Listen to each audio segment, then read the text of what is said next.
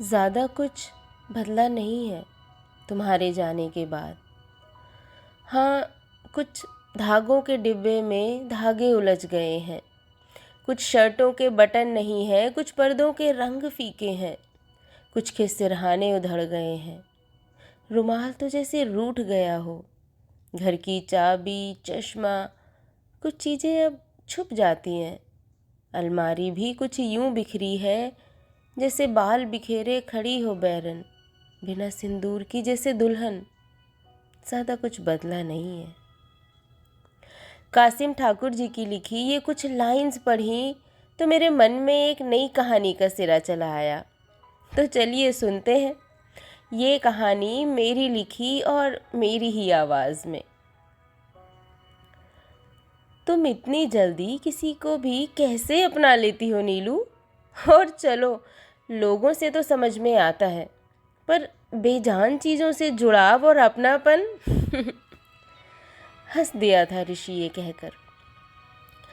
ऋषि और मैं साथ होकर भी जैसे दूर दूर थे। वो बच्चों का झूला होता है ना, सीसॉ, उसकी ही तरह, जिसका एक पलड़ा या सिरा हवा में होता है और दूसरा ज़मीन से लगा।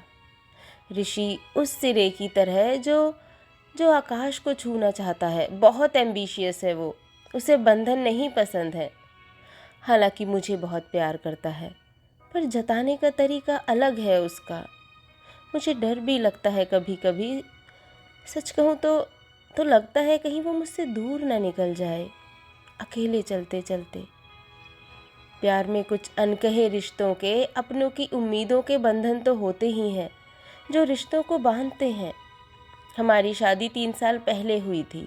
एक मैट्रिमोनियल साइट के थ्रू मिले थे हम, और उसकी कही एक बात जो मेरे दिल को छू गई थी।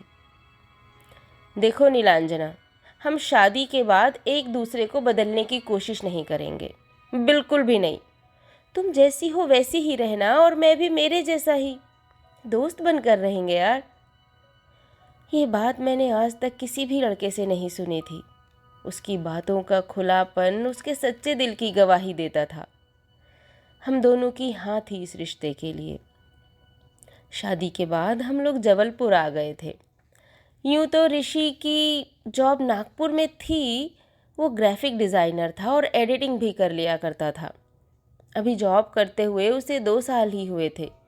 बहुत ज़्यादा सेविंग नहीं थी और उसकी सच कह देने की बेबाकी। नीलू, हम लोग कुछ साल जबलपुर में रहेंगे, छोटा सा घर ले लेंगे किराए पर, कुछ साल वहीं रहेंगे। मैं नागपुर वहीं से मैनेज कर लूँगा। Jabalpur to Nagpur fastest train Shraddha Setu express है, लगभग 5 घंटे हैं बस। फिर जब फैमिली प्लान करेंगे तो नागपुर ही शिफ्ट हो जाएंगे, हमारे अपने घर में।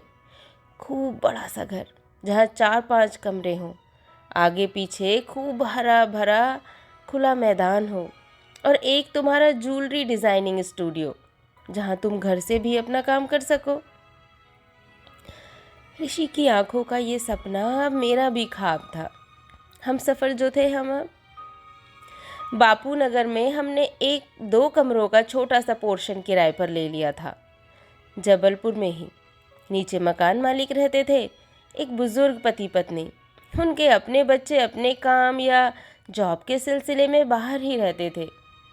घर के आंगन से घूमकर आती हुई सीढ़ियाँ ऊपर हमारे पोर्शन तक आती थीं। सीढ़ियों पर गुलाबी बोगनवेलिया के फूलों की बेल चढ़ी थी। आगे खूब बड़ी खुली सी लाल ईंटों वाली छत। फिर हमारे कमरे थे। आते ही इस घर को मैंने और मुझे इस घर ने अपना लिया था। ऋषि वीकली 2 बार नागपुर जाता था। मैं हमेशा बस स्टैंड तक उसके साथ उसको छोड़ने आती थी, घर के पास ही था। बस का इंतज़ार करते करते उस दिन ऋषि जाने कितनी बार अपनी कलाई पर बंधी घड़ी देख रहा था।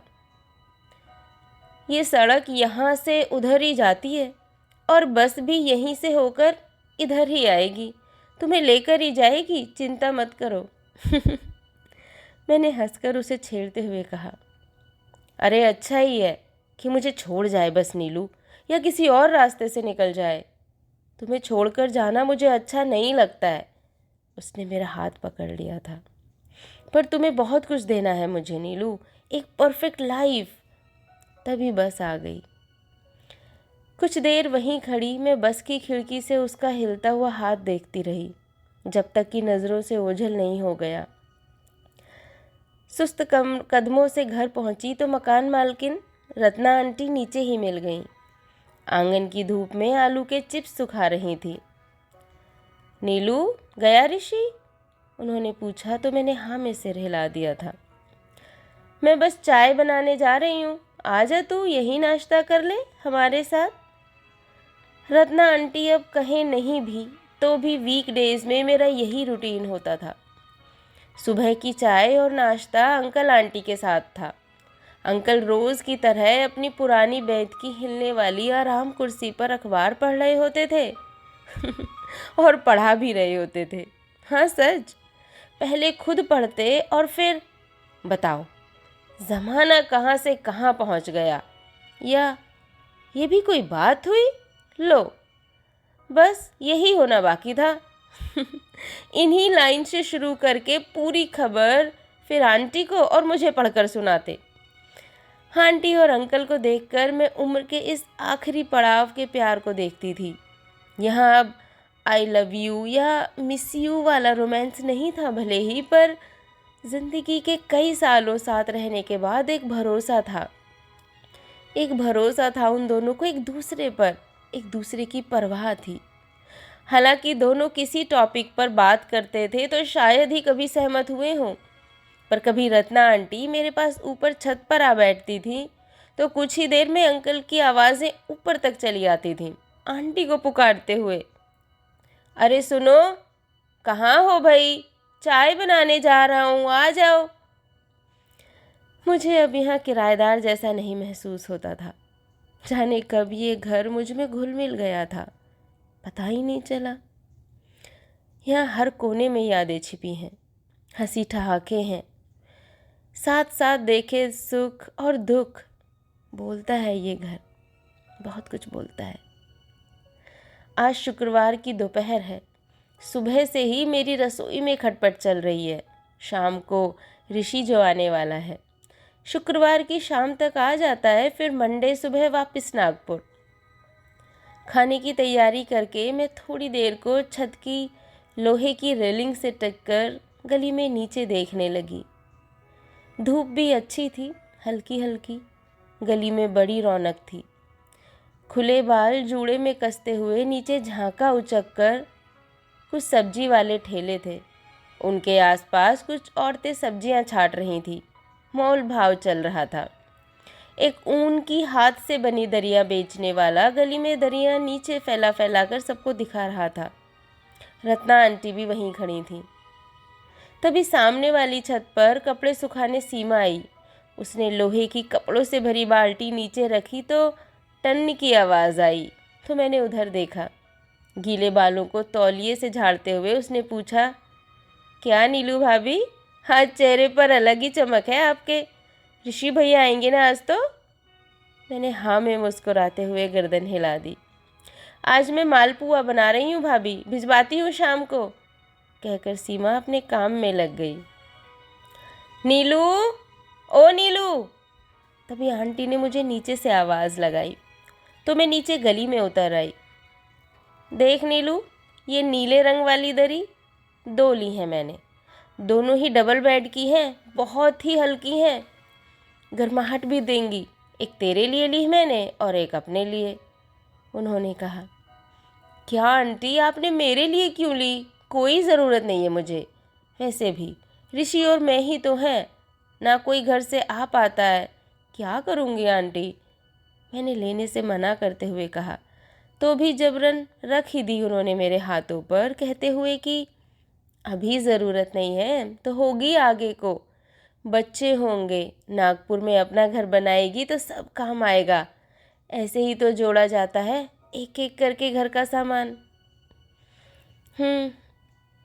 सही कह रही हैं आंटी। पलंग पर लेटे लेटे मैंने कमरे की दीवारों पर कोनों पर नज़रें घुमाईं तो अपना ही घर दिखा। अपना घर, किराए भर का कमरा नहीं। दीवारों पर लगी कुछ छोटी बड़ी पेंटिंग्स, शेल्फ्स पर रखे क्रिस्टल के कुछ छोटे छोटे पीस, वहाँ टीवी वाली दीवार के कोने में रखा वो बड़ा सा कांच का वेस, और इधर बाहर वाली दीवार पर लगी ये वॉल आर्ट जो खिड़की जैसा दिखती है। ये सब बस चीज़ें, कुछ सामान ही होगा सबके लिए। मेरे लिए मेरा घर है, बड़े मन से सजाया है मैंने। और छोटे शहरों के ये गली मोहल्ले छज्जे, इनमें भी घर बसता है मेरा। कभी भी अकेलापन नहीं लगने दिया मुझे। ऋषि के यहाँ नहीं होते हुए भी अकेले कहाँ थी मैं।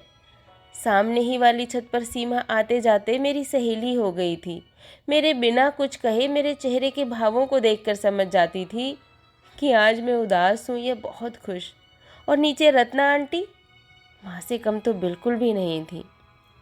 उनके घर में, उनकी रसोई में बेटी के अधिकार से मैं कुछ भी बना लेती हूँ। और क्या जोड़ूं, मेरा घर तो जुड़ गया है। गहरी सांस ली मन ने, जैसे कहा हो एक दौर बीत गया है तुम्हारे बिना, तुम्हारे इंतज़ार में। चले आओ ऋषि। इधर ऋषि का ख्याल आया और उधर ऋषि भी। बाहर लोहे का मेन गेट खटका तो भागी भागी नीचे गई मैं। ऋषि ही था। आज बस थोड़ी देर से आई थी क्या? लेट हो गए तुम? मैंने ऋषि के हाथ से बैकपैक लेते हुए कहा। बस हल्के से ही कहा उसने और सीढ़ियाँ चढ़ते हुए ऊपर आ गया। क्या ऋषि, हुआ क्या है? मैं उसके पास ही कुर्सी खिसका कर आ बैठी थी। नीलू, हुआ तो ऐसे कुछ नहीं है। मेरा अपना ऑफिस का काम तो ठीक चल ही रहा है, पर एक प्रोजेक्ट था अच्छा। उम्मीद थी मुझे मिलेगा इस बार, पर बात नहीं बनी नीलू। तुम्हें कोई सुख भी नहीं दे पाया मैं, एक अपना घर भी नहीं। कहकर उसने अपनी उदास हथेलियाँ मेरे हाथों पर रख दी। ऋषि, मेरा घर मेरा घर तुम हो। ये मोहल्ला, ये छत, ये गलियाँ, ये सब है मेरा घर। छोड़ो ना नागपुर, अब यहीं रह जाते हैं। पता है तुम्हें, मैंने तुम्हें बताया नहीं था। सोचा था कि शायद तुम्हें मेरी बात सही ना लगे, पर एक बार नीचे अंकल है ना, उन्होंने कहा था मुझसे, उन्हें एक कंप्यूटर इंजीनियर की नीड है। जो तुम्हारी वर्क प्रोफाइल है उससे मिलता जुलता काम है। उनकी तो अपनी इलेक्ट्रिकल इक्विपमेंट की कंपनी है यहाँ जबलपुर में। उनके बच्चे तो बाहर ही रहते हैं, तो उन्हें भी ज़रूरत है किसी ऐसे की जो जो जिम्मेदारी से काम संभाल सके। तुम एक बार बात करो उनसे, तुम्हें सब ठीक लगा तो यहीं रहेंगे ऋषि। अब अकेले नहीं रहना है मुझे।